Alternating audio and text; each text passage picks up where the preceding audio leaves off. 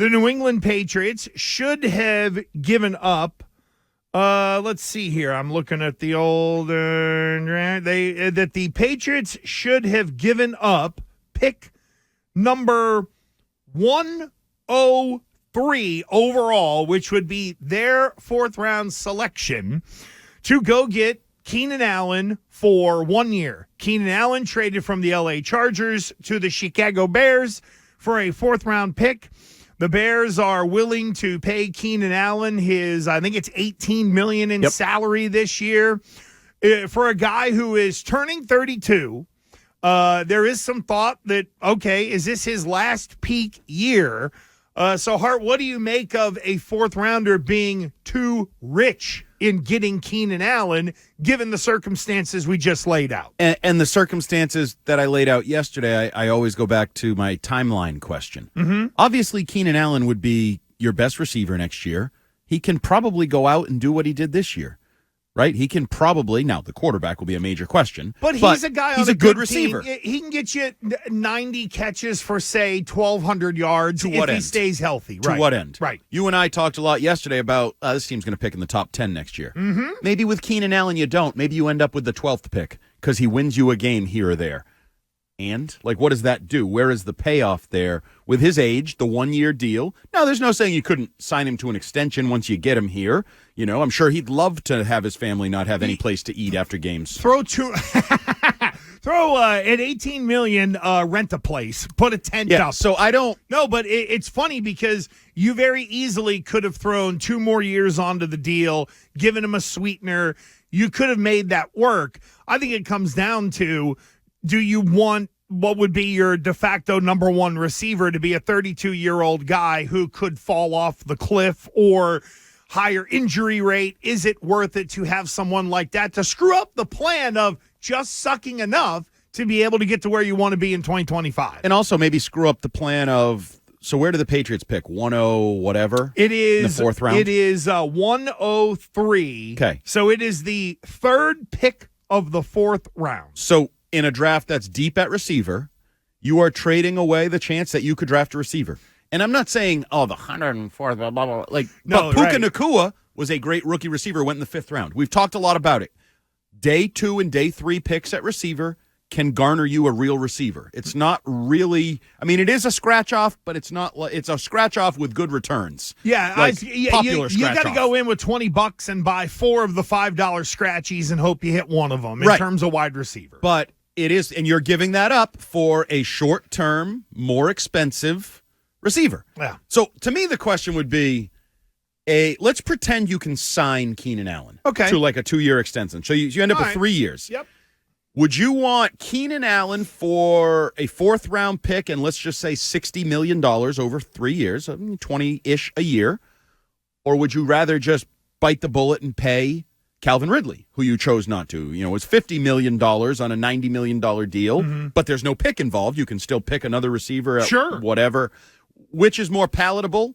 I would probably say just the buy. Just the pay the money I have, front load the contract with Ridley, and continue to draft and develop behind Ridley and other players and try to do short and long, stagger everything, finances and draft. So I know everybody's jumping to why wouldn't we do that? I don't. And plus, the other thing did you see his shoulder last year? Oh, yeah, I did. No, he had the extra head growing out of his shoulder. Yeah, there's that. And if you look at the guy on the other side, Mike Williams, a lot of people, and we talked about him yesterday, he's a bigger guy coming off an ACL.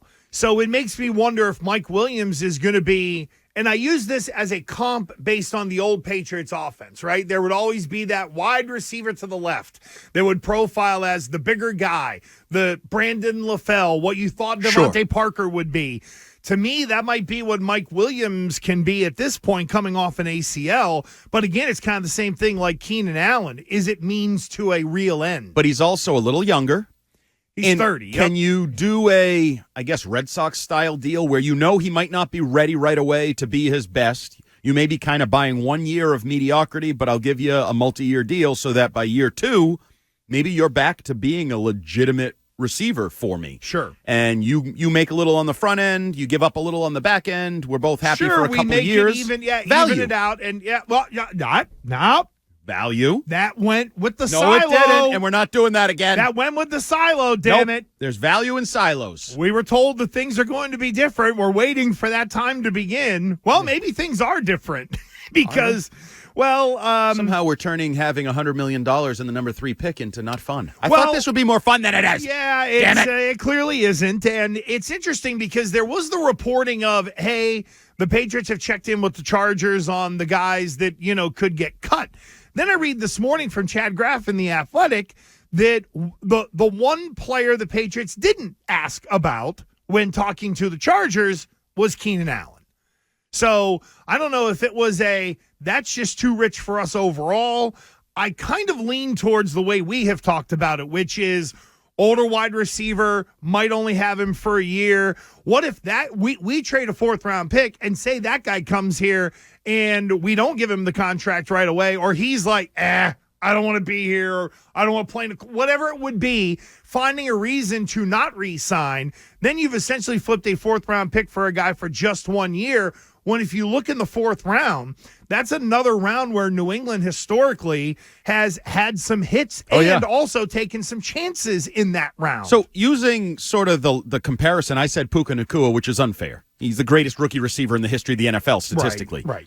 How about Demario Douglas? Would you give up the opportunity to have a developing Demario Douglas for a year of Keenan Allen? Because Demario Douglas was a 5th-round pick, right? Yeah, he was a 6th. You know what I was going to use? Jack Jones.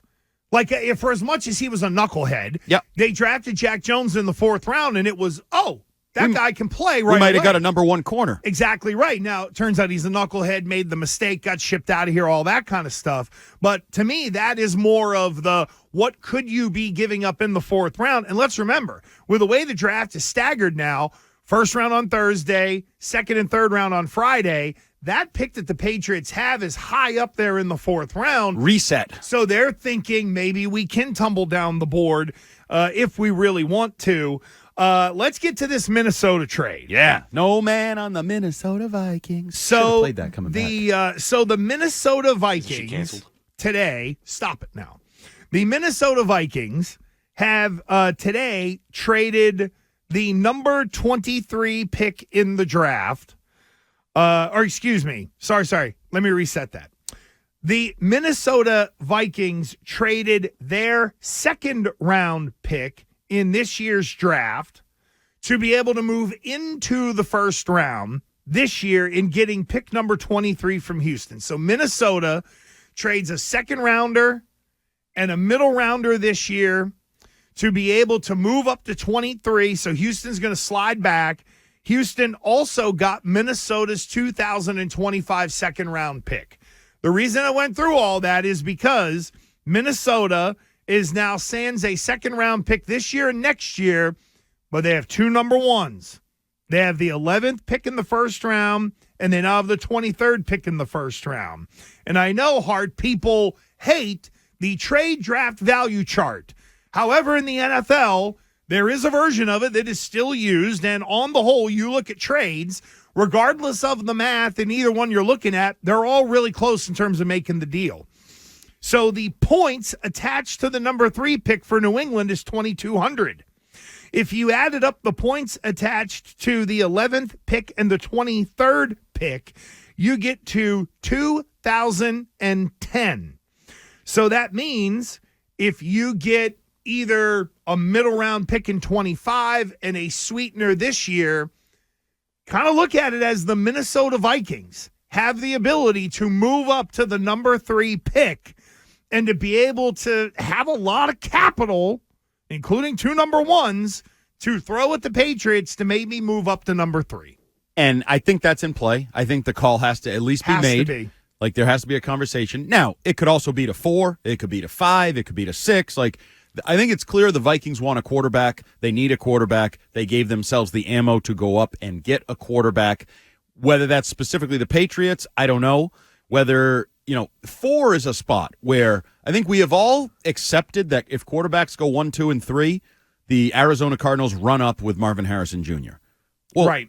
But if Marvin Harrison Jr. goes in the top 3, which I don't think can be completely ruled out, Does that make that a more, now the Cardinals looking to trade down? Yeah, we thought we were going to get our receiver. We're not just going to take the next best receiver because we think there's a fall off here. Quarterback is on the board. Who wants the quarterback? Bid. Our roster stinks. We need to elevate a lot of areas. Right. So I think they could be in play. Obviously, the Chargers, who knows what they're doing? They just trade away Keenan Allen. They have a new GM, a new head coach, a new power structure. They need to get Malik Neighbors maybe for Justin Herbert, but maybe they like another receiver. Maybe they're as in love with A.D. Mitchell as I am, and they're like, I can trade down and get A.D. Mitchell. But for our purposes, absolutely. Now, I hate it. I just said to Scheim in the passing, we'll be doing the draft show, the Rich Keefe Draft Bonanza or whatever the hell we're calling it that night. If they trade out of that third pick, I am just impulsively going to be unhappy. I know I may be able to look at the logic of it. I'm going to be unhappy. You got the third pick for a reason, to go get a quarterback. Now you're trading down and you're picking, 11 and 23? It would be 11 and 23. No, you sucked the life out of it already. You would probably get Minnesota's fourth-round pick this year, but I do think Elliott Wolf is interested in getting capital for next year's draft. Probably. Because it does make it easier to move around the board, or you could do something like the Giants did, where the Giants had 2 second-round picks. They kept the one from Seattle. They sent theirs to Carolina. When got Brian Burns, turned around, gave him a big contract. Now you've addressed a need. And I think during the season, those second rounders seem to have some value. Not that the Patriots would be looking to make a big move in season next year, because they're probably not going to be very good. Let me ask you this. Let's wrap in some other discussions we've been having, because that's what this is. Mm-hmm. It's silly talk radio season leading up to the NFL draft where you have the number 3 pick. Well, I mean, now that you've got a team who has, number one, a quarterback need. Number two, New England's basically told us from the very beginning, hey, we're in on quarterback, and they've kind of let everyone know. But now the level of engagement and the discussion has changed because Minnesota has these 2 number ones. That's very different in trying to get up into the top 3 of the draft. Would you trade down with the Vikings so they can come up, get their quarterback? That's great. You want J.J. McCarthy, or you like J.J. McCarthy. You take him at 11, and you trade the 23rd pick in the draft for T. Higgins, because the Bengals are hell-bent on getting a 1. So now you've turned the number 3 pick into T. Higgins and J.J. McCarthy, and you still have the 34th pick to address another receiver, to address tackle, but you've spent some money. You've locked up what you believe is a number 1 receiver. Would you do that? I'm not I'm not as high as everybody else seems to be on even the top 3 quarterbacks. You know what that feels like? Do you know who would have drafted J.J. McCarthy if he were here? Bill Belichick. Ooh, shot at Bill Belichick. No, that's what it feels like, is that would be the the value. You know what I mean? Why reach for Drake May when I can get J.J. McCarthy 20 picks later? I'm not in love with any of them. I'm only in lust with them. So let me spend less to get what I want. That kind of deal. Mm-hmm. I don't know. J.J. McCarthy, really, I have to talk myself into making it move with any of these quarterbacks, quite honestly. So I do understand Elliott Wolf maybe looking at it and going, oh, boy, maybe we do have to load up with Youngs and start to reset or do things differently across the board and then try to repurpose it, come the offseason. The New England Patriots selected that quarterback from Michigan who won the championship. Yeah, he's a good quarterback. He is. Can I swear? Something. Huh? Sometimes the text line just wants me to swear. As long as it doesn't get you fired. Add Justin Jefferson to that deal and I'm in. Stop it. No crap. We're all in if we get 11, 23, and Justin Jefferson. Can we play a little bit of realistic? I know I'm opening the door to hypotheticals. People don't get it. But, yeah. I mean, good Lord. Yeah, 2 1s. Yeah, how about this? You know what? Give us some free concerts at the stadium, too, right? You're going to pay for it. I like a free concert. Yeah. No. I'm talking about in Minnesota. Minnesota will allow all the money from that concert. When Taylor Swift is in Minnesota, all the money goes to New England. Because Justin Jefferson is probably worth 2 first-round picks. Yeah. Therefore, you're getting this? 4 first-round picks for number 3? You would get Justin Jefferson for 3. And that's it. I'm not sure if you would. And because you're thinking of taking Marvin Harrison, I'd say, I already know Justin Jefferson is the measuring stick at receiver. He's elite. You got to pay him. That's part of the conversation. Well, you got to pay him. That honestly is where I think Minnesota's at. It's like, boy, oh boy, are we going to give this guy, $30 million or $35 million a year? But Might it be the right move? I mean, I hate to say it because Who's playing quarterback? Jacoby Brissett, and they made that decision because you know what, Hart? For only $25 million a year guaranteed, they could have tried to persuade Kirk Cousins in some way, including dangling that you were going to use number 3 for good or whatever in the world it is that you try to hook the guy in. Andy Reid's out recruiting people.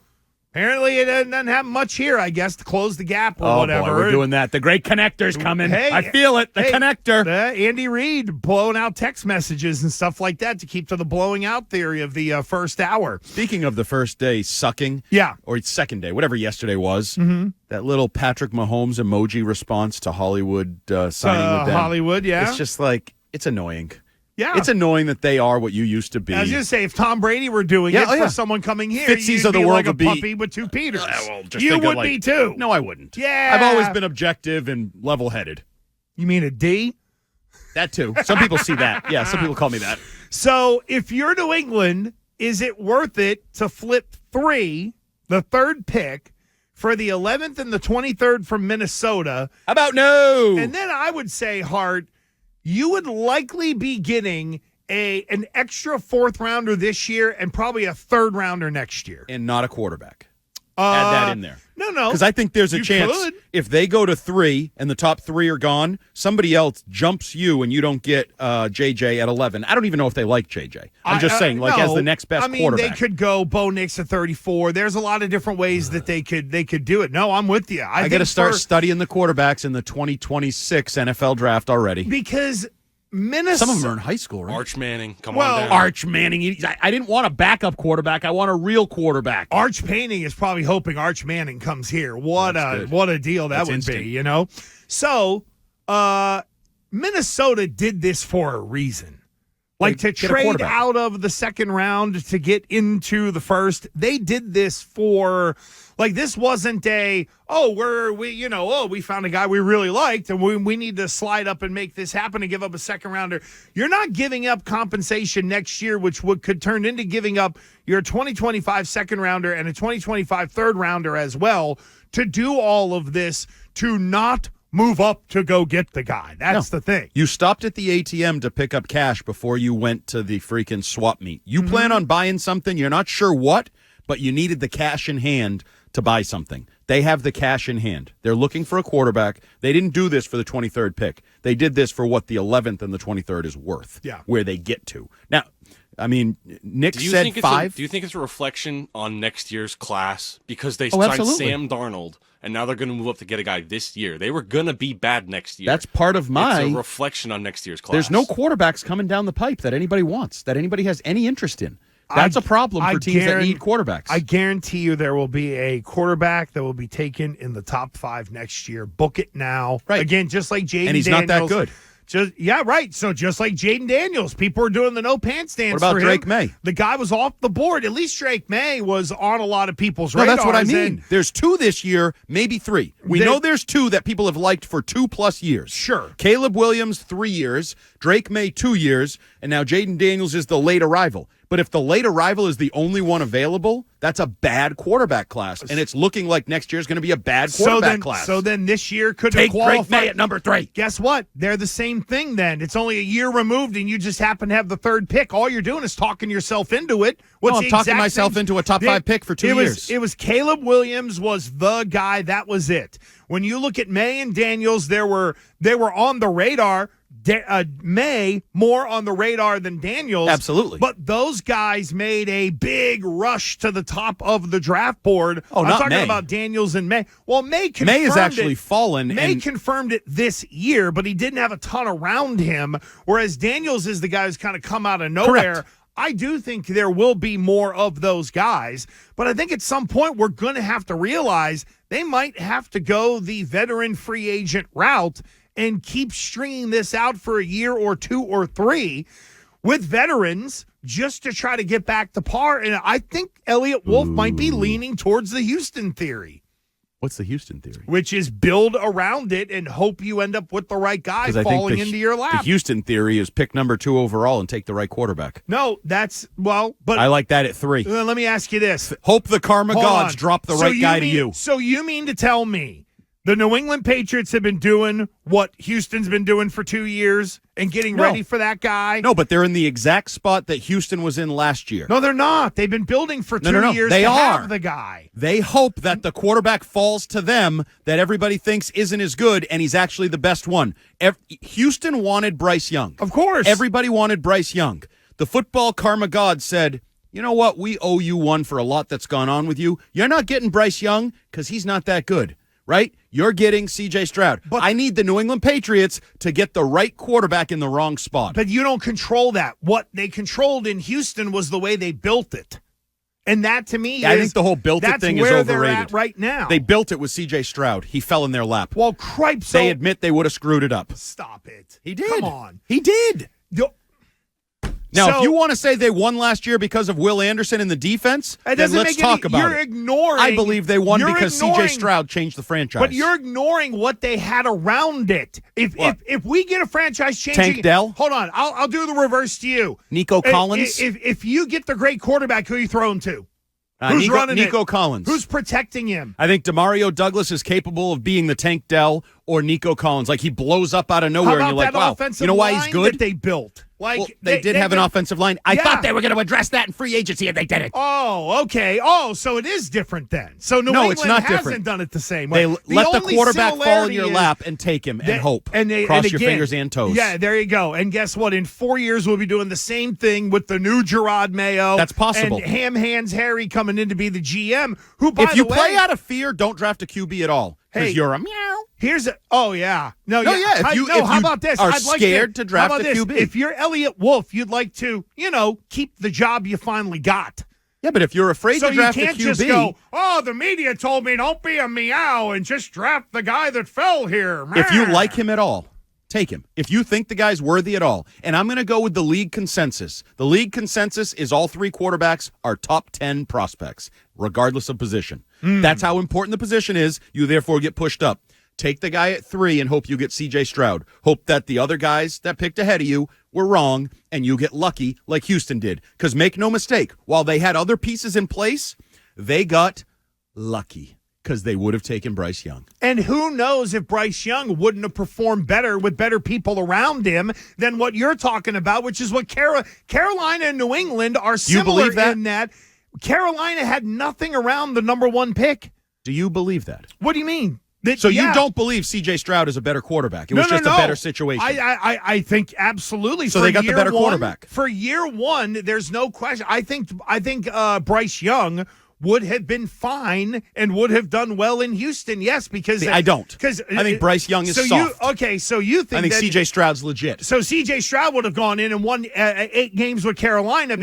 But he would have been better. Wait a minute, he but you told me they didn't have all this stuff, and that the situations are different. Number 1 You're overall. in a circle right now. No, I'm not. I'm very consistent. In a circle. Take the good quarterback. The good quarterback's the most important thing. So C.J. Stroud would have won how many games in Carolina then, since he's Jesus? What did they win this year? 2? 2. Yeah. Okay, I think they would have won 4. But again, he's a better quarterback. Quarterbacks matter. They are the tide that raises all boats. The people around them do too. I mean, we hear this narrative. So you think Nico Collins is a great receiver? No, okay. I didn't say that at all. But again, because he seemed like he broke out when he got with a great quarterback. But that's just my perception. But you make it seem like because C.J. Stroud would be in Carolina, they wouldn't have given up 70 sacks. No, they might not have. Maybe he gets rid of the ball. Oh, it might have been 63, and it would have sucked Maybe it changes way. Everything. We've learned that around here. Quarterbacks can change things, good and bad. We got folks on the phones about potential trades. Argue. It's Friday, F it. Oh, yeah. I'll tell you.